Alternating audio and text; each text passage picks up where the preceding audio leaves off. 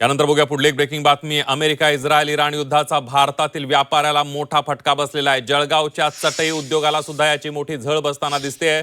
निर्यात ठप्प झाल्यानं जळगावचा चटई उद्योग संकटात सापडलाय आणि या संदर्भात जळगाव इथल्या चटई उद्योग असोसिएशनचे अध्यक्ष महेंद्र रायसोनी यांच्याशी बातचीत केली आमचे प्रतिनिधी वाल्मिक जोशी यांनी। अमेरिका आणि इराणच्या युद्धाचा थेट परिणाम जळगावच्या चटई उद्योजकाला देखील बसलेला पाहायला मिळतोय। सध्या मी जळगावच्या चटई उद्योजकाचे असोसिएशन चे अध्यक्ष आपल्या सोबत आहेत, त्यांच्याशी बातचीत करूया। सर, काय सांगणार, युद्ध मोठ्या प्रमाणात वाढतं आणि याचा परिणाम चटई उद्योजकाला कशा पद्धतीने सोसावा लागतो आहे?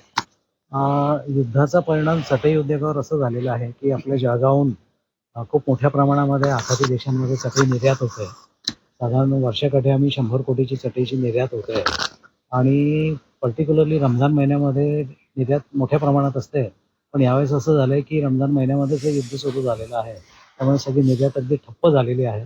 बऱ्याच कंपन्यांमध्ये जे निर्यात करतात आखाती देशांमध्ये तिथे खूप माल तयार आहे, काही माल त्यांचा वाटेवर आहे, म्हणजे कंटेनरमध्ये लोड झाला आहे किंवा मुंबई पोर्टला पोहोचलेला आहे, तो सगळं जिथे आहे तसं थांबून गेलेला आहे।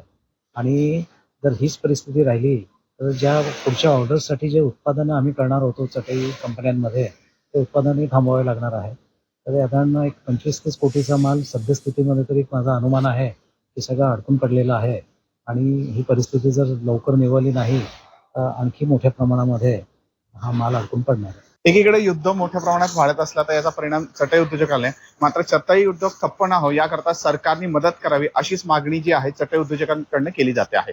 वाल्मिक जोशी, झी मीडिया, जळगाव।